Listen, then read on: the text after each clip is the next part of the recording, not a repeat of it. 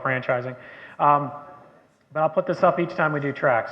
Okay, is my business suited to franchising is what we're going to talk about here for the next roughly 30 minutes or so. Maybe a little bit shorter than that by the time we go through it. We've covered quite a bit of material. We have a lot less deck pages that we're going to talk about in these next 30 minutes. But we want to talk about items to be thinking about for franchising purposes and whether you're suited or not. So again, we talked a little bit about brand experience. You're trying to create your brand. You want to control your brand. I've heard that already from some of just the questions a little bit earlier. If I go one location, will I be protected? Will I be okay? You're trying to control your brand at all costs. And don't be paranoid, though, behind it. One of the discussion points that was brought up, yes, you want to be properly protected, of course. You want to be in every area, trademark your business, you want to have the legal documentation, you want to be protected from that point of view, and you want to be able to control your brand. But don't be paranoid by it. You need to continue your business and continue growing your business, not for the sake of just growing, and of course you want to have that protection, but you want to continue with it. Don't stop or don't get paralyzed with growing your business if you, just to make sure that you dotted all your I's and crossed all your T's legally. Yes, you need to continue to do that. You need to hire the experts, you need to hire the people, the mentors and so forth to do that, but you need to make sure that you're continuing to build and developing your business. You need to protect it, and you need to, once you get into business and you're franchising, you need to protect your brand. And what I mean that is with your franchisees. They're going to try you. They're going to try different things. They're going to try things that you don't want them to do. And you need to have the standards and facilities and policies and procedures put in place that you're going to be able to get them out of the business if possible, bring them back in and retrain them. You may have the people that you've got to send there to retrain them, but don't be afraid to fire your franchisees. That means get them out of the business because ultimately it's affecting your brand if they do something incorrect with the brand. So keep that in mind. You need to do it immediately. Once you identify it, you need to retrain them or get them out of the business. Now, if you're going to just go after getting them out of the business, it has to be very blatant. You need to work with your franchisees. So I'm going to start from the franchisee point of view. You need to work with them because ultimately, at the end of the day, they're the ones that are creating your revenue stream with the royalties. You don't want to just hire them and then get rid of them. You want to continue to retrain them, get them in the right process. But if they're so much into going against your policies and procedures, you pick the wrong franchisee and you need to get them out immediately. Okay, competitive pricing. Franchise and royalty fees. You're obviously creating a profit for yourself with the franchise fees and royalty fees. Let's talk a little bit about what's the difference between franchise fee and royalty fee. Franchise fee is set up to get into the business. It is really not set up to make a lot of profit. Okay, the idea with a franchise fee is to get someone into the door, meaning they're there, they're signing your legal agreements, it's helping to pay for any training you do with them, any grand opening expenses. There's really not that much in cost. And I'm going to do a bit of a comparison on foods right at the moment. But food, in the case of Subway, their franchise fee is $15,000 per location. Now, in the United States. Internationally, maybe a little bit different, but that's just to cover their basic costs. Legal fees, they have attorneys on staff to make sure that the fees are taken care of. For the grand opening expenses, to send their trainers to a particular location to be trained, or to have you trained, to pay for the printing expenses for the operating agreements and franchise agreements that they're giving you. So that's nominal. Okay, $15,000 US is not that much money for getting into it. But in the food industry, it goes anywhere from $15,000 to over $120,000 for franchise fees to a Ruth Chris, or $150,000 I think they're for Ruth Chris. So, but what is it for? Well, people get into business and think their money is being made on the franchise fee side, but really where you make your money long term is royalty fees.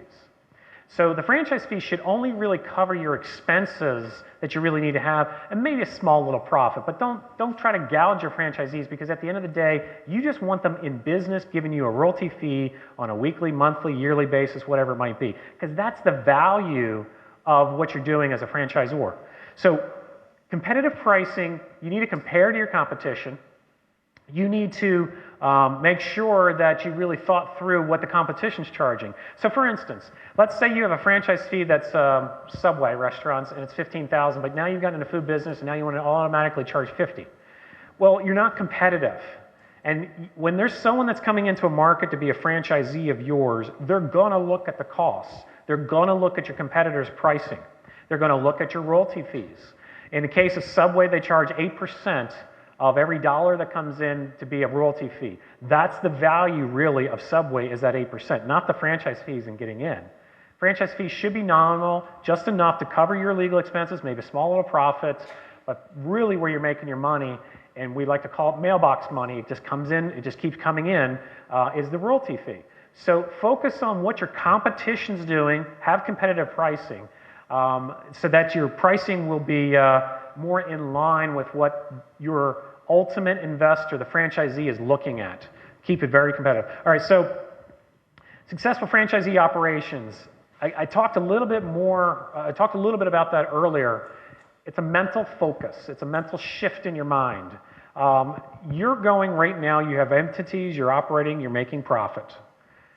How do you change your thought process to a franchisee's thought process? Again, your money that you're now making is a royalty fee.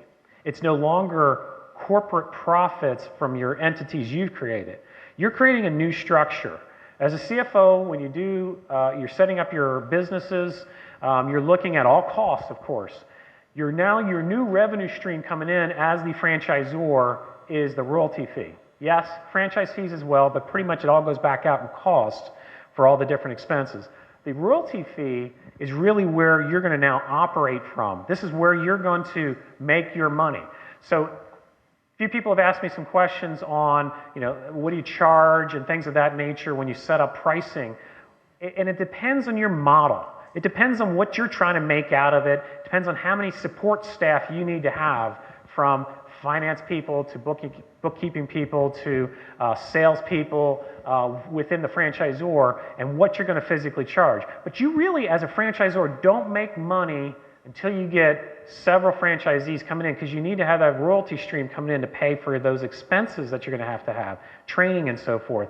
Hopefully that makes sense. But so you need to really look at your model. The first thing I would do in any of my pricing on any business would be, well, what's it going to take? How much am I going to have in costs to get into this business as a franchisor, from legal to training to just operational staff?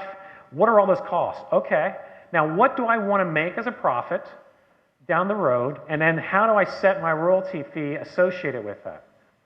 At the end of the day, it's projections. You're projecting out where I'm going to be. Right off the bat, you're not going to make a bunch of money from franchisees. It's the long-term process. Franchising is long-term. So in the horizon, year, 2 years, as the royalty streams are starting to increase and coming along, am I starting to make money now? And that's where you start with. But that might, in Subway's case, as I said, 8% is what they charge. They're a well-established company. Do you charge 8%? Should you charge 6%? In your market, maybe it's 6% as a royalty fee. Maybe it's 15%. You have to know your competition. So start with, what do I need to cover? What will my expenses be? What do I think I'm going to need to have? And what type of profit am I looking for? And then say, okay, how do I compare to competition? Am I in the market or not? For instance, so let's say you charge, your budget was royalty fee of 8% like Subway's doing. And at the end of the day, all your competition's at 6%. Okay, are you going to sell a lot of your franchises? Probably not. Because your competition is in a market of 6% versus 8%. So you have to look at it and say, well, now, can I make it at 6%? Does this make sense? Or is my process of breaking even no longer a year from now? Maybe it's 2 years from now. And is that okay with me? And that's what you have to determine. Once it's up and running, that's one thing. Because once it's up and running, it pays for the expenses, you're making the profit, and everything's fine, you got a certain number of franchisees coming in. But in the beginning, as you're looking at pricing, does this make sense? This is what I've got to be able to do. I've got to project this out. I have to look at it and say, will I make enough profit off of it? So competitively, you have to look at what's out there, but you have to make that overall mental shift. My shift is now going to royalties and not corporate profits like I did in the past with my own business.